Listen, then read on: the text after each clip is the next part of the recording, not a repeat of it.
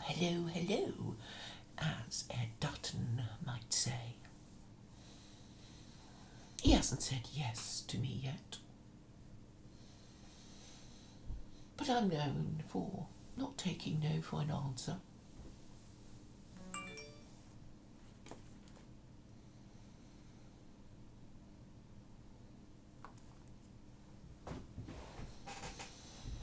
You have to be known for not taking no for an answer in this business, and I am in the business of political activism and the promotion of a message that I am aware is not mainstream. In fact, it is about challenging 2,000 years of Christianity and 250 years of liberalism, and I'm saying they're both kaput, and something should be put in its place for the good of humanity. America is, after all, a global empire, and its collapse would have consequences for its empire as well as those not within its empire.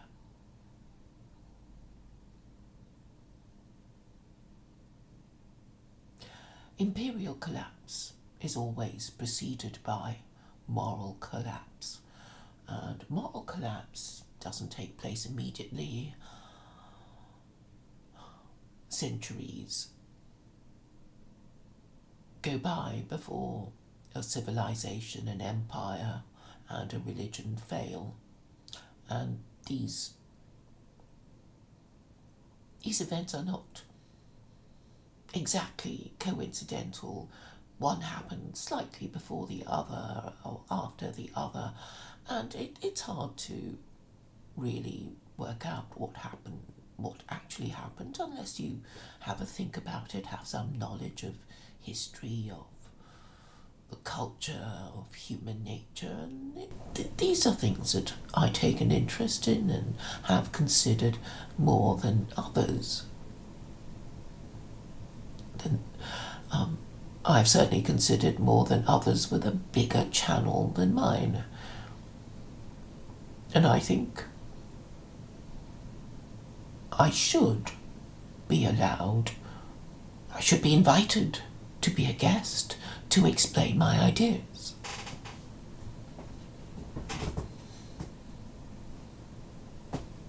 Now, I've been told that they have no duty to let me do these things because they don't like my idea, but what's there not to like about secular Quranism if it offers a solution to the apparently insoluble problems of living in the West as a white man who wants a future that he can contemplate with, well, something opposite of horror and dismay. And if nobody can think of anything better, then why not let me present my ideas?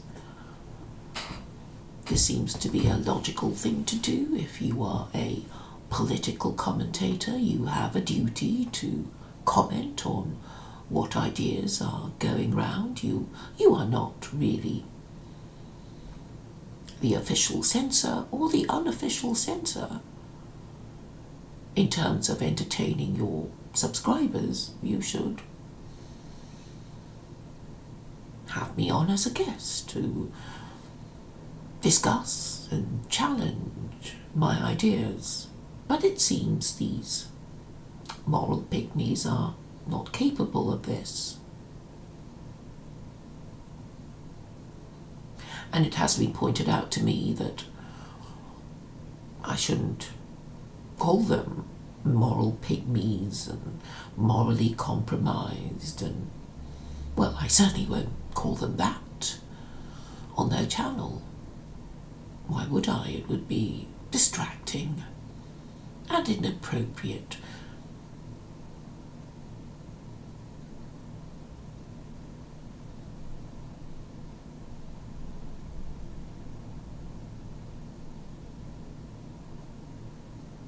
after over a decade, no one has had a better idea than mine. And if there were honourable men, they would acknowledge defeat and discuss my idea rather than saying to each other over our dead bodies and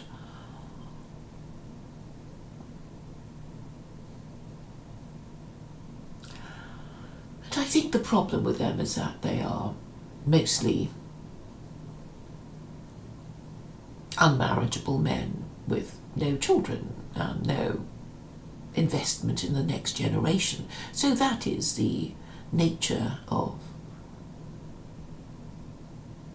their apathy, their moral apathy. If they had legitimate children that they cared about, they would want their children to have legitimate children too. But since they have no offspring and don't expect to have any, then their thoughts do not lie in the direction of procreation.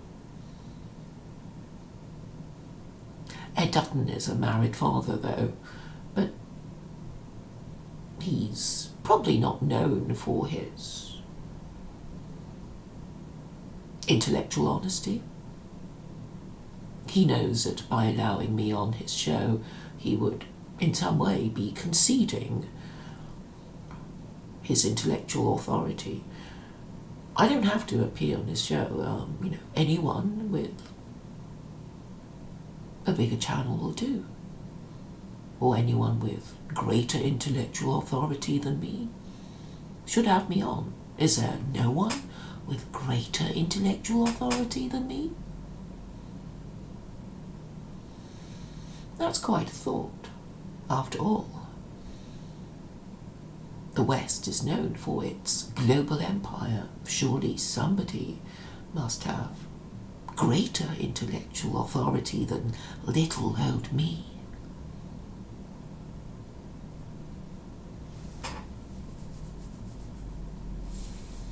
But then I rely on a book of rules, supposedly from the hypothetical supreme authority who created the universe. So I can't go higher than that. It is as if I have discovered the equivalent of the Abrahamic God. No God has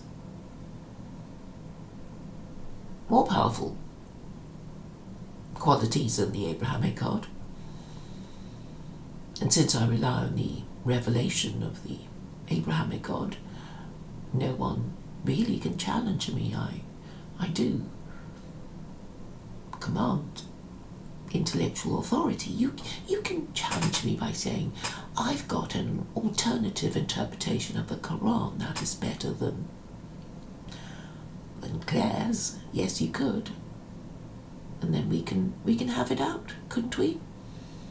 We can both present our particular interpretation to the government, or there may be more than one competitor. I wouldn't mind that. So this is how I would see progress, as far as I'm concerned, in the endeavour to peacefully and legally persuade Western governments to adopt it.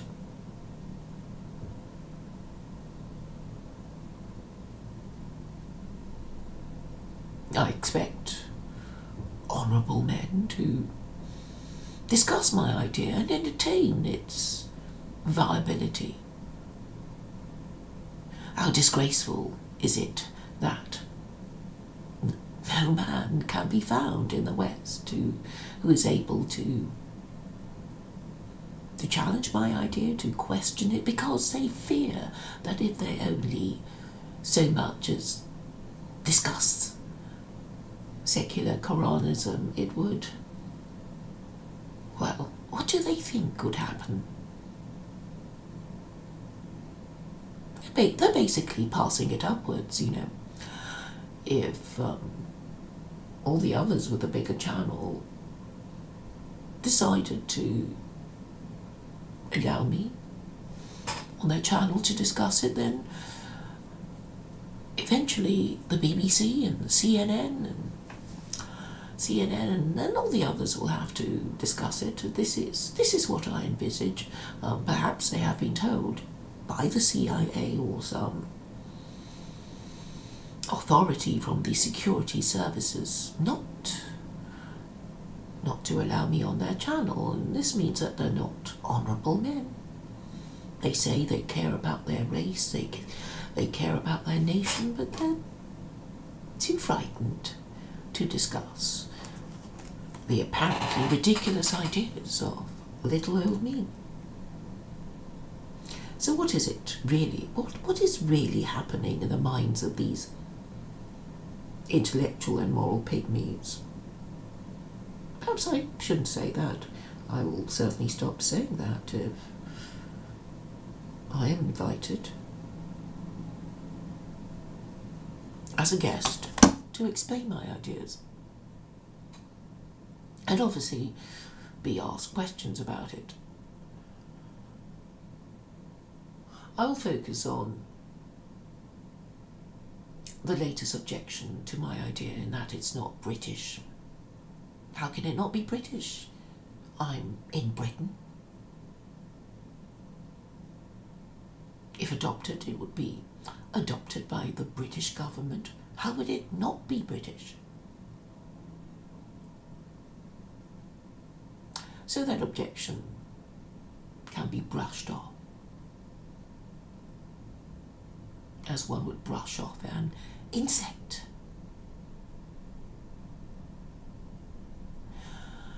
And so tactically, what is still left to them is refusing to acknowledge my idea, which is the biggest one going round, and refusing to cooperate.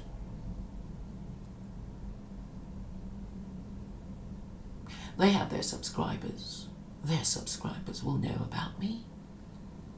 And their subscribers could do a number of things, like offer them more super chats to have me on. They could make a nuisance of themselves, couldn't they? By withholding super chats, by posting annoying and repeated questions about why they won't discuss secular Quranism with each other or me.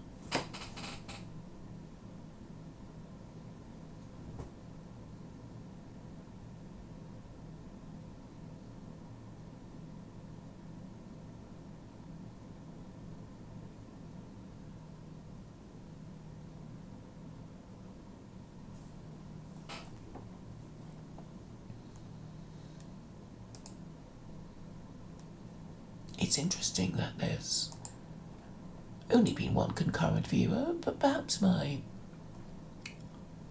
views are being deliberately suppressed, or perhaps I'm being so boring that nobody is commenting, not even to insult me.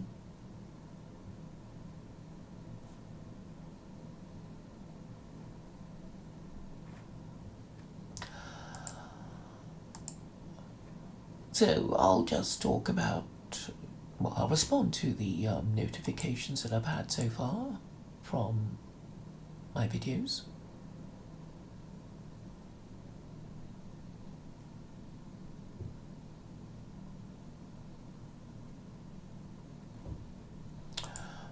Yeah, there have been quite a few, so I can talk about these things. Hold on a minute.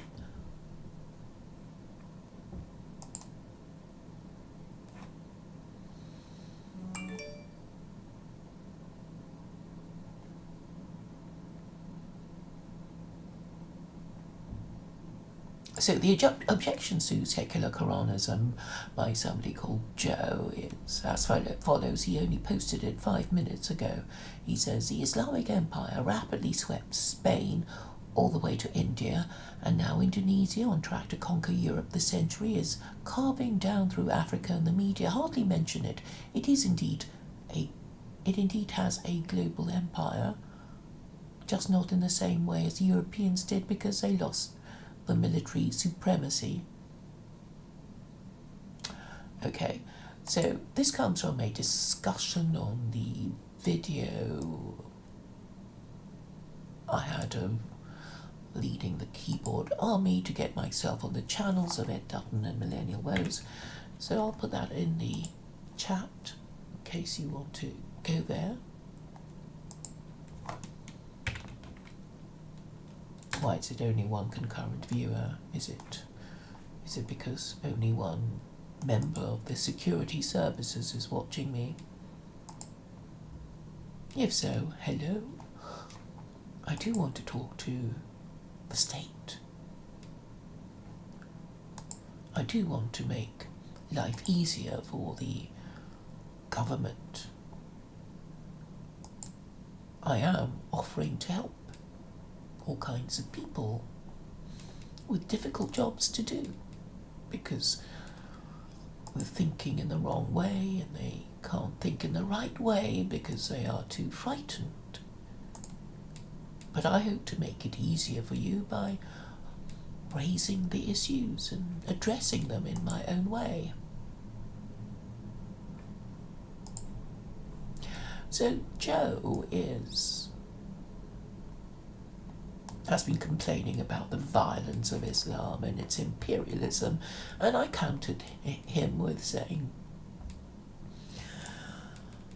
pot calling the kettle black, and that was his response to me, really.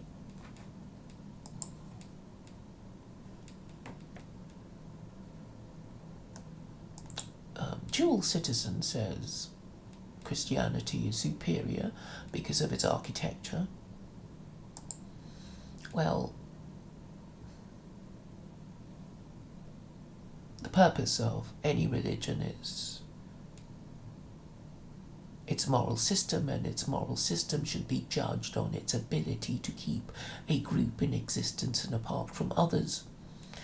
Christianity worked because, well, it worked only as long as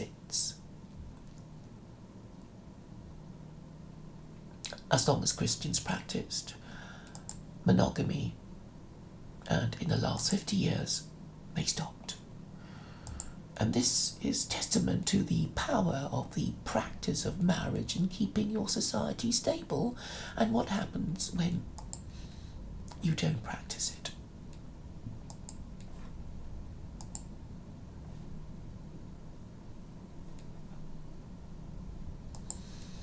And when you don't practice it, you can't seem to want to ever do it again, and this is also the problem.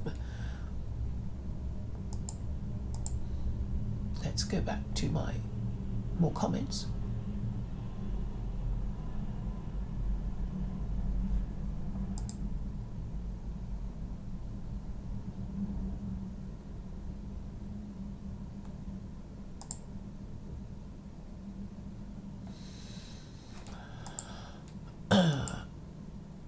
Joe's actually read the Quran, but he finds it frightening for some reason. I mean, I don't. We already know what Christians did, even without being told what to do. In the New Testament, there are no rules of warfare in the New Testament. They basically did what they liked to each other.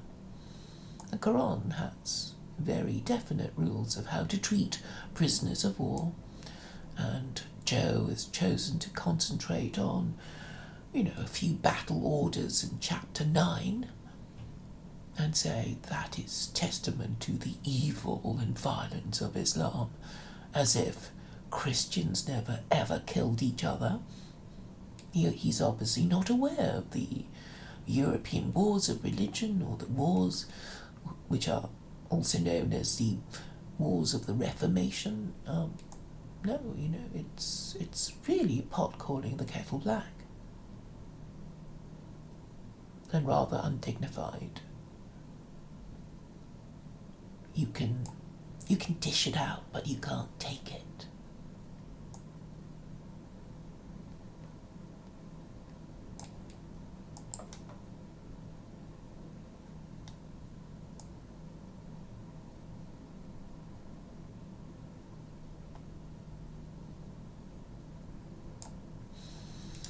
And I've been asked a question by somebody called Lazzaro Monteagudo, who sounds very Italian indeed. And he asks of my personal evolution towards my current political and social religious point of view. Thank you very much for your question. I guess I've always thought about politics since I was, well, a child, really. I had certain views, certain solutions. I noticed the obvious solution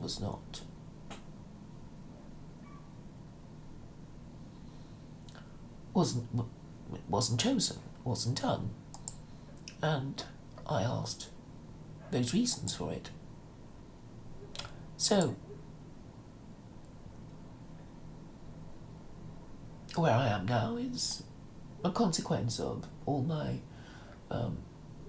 questions and the answers I found in the books I read, and the people I met, and the obstructions I faced, the aspects of human nature that I discovered. That's how I arrived at my position. It's nothing extraordinary. I just don't see it as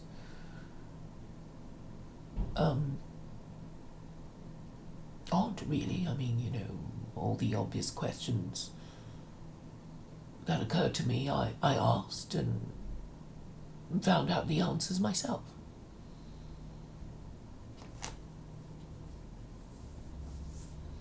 The natural law flashed across my mind when I was answering this question. A lot of things are obvious. An example of this is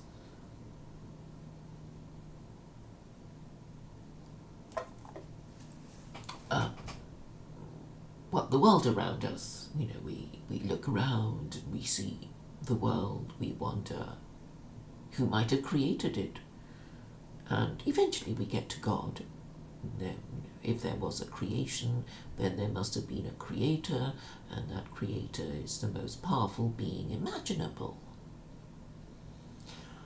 There are those who deny the existence of the Abrahamic God because they don't wish to follow his laws, so they think themselves into a situation of imagining the universe as always existing and being uncreated, and we are to find our way around without guidance. And these two positions can be reconciled. You can think of yourself as pioneers of truth, or you can use divine revelation as a guide, and that's what I'm proposing. And it doesn't really matter where you think the revelation came from, because if you choose the best available guide, then it's the best available guide, whoever wrote it.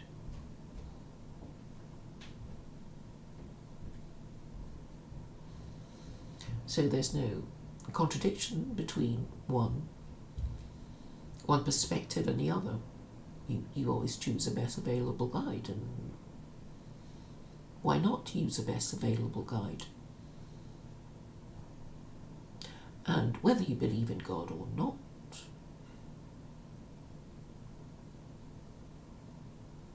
referring to an idea, something about mankind, works to make the laws that we are to follow eternal and universal and authoritative, and this makes us more likely to follow it, more likely to obey it for longer. And if we are already convinced that these are the best laws to follow and cannot imagine people in future generations disagreeing with laws against murder, laws against theft, laws against sexual immorality, then, well, it's the obvious moral system to follow. And that's it, really. Do I really need to explain myself further?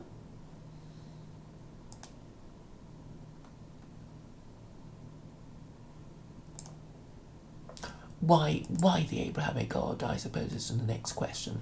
Well, it's because it's the best one. It's the most powerful deity conceivable, with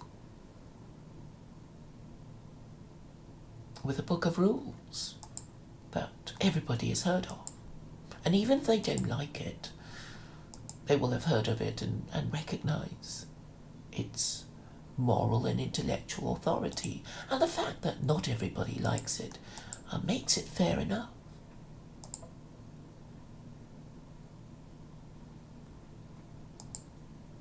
They may not like it, but they'll like certain aspects of it.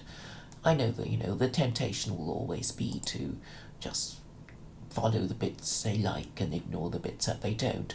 But we know from history what happens to people who cherry pick the Quran. And that's why I don't claim to.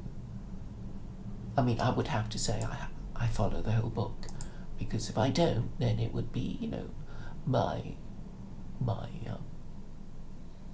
selection of my favourite verses, and who am I to make this choice? So I have to follow all of it.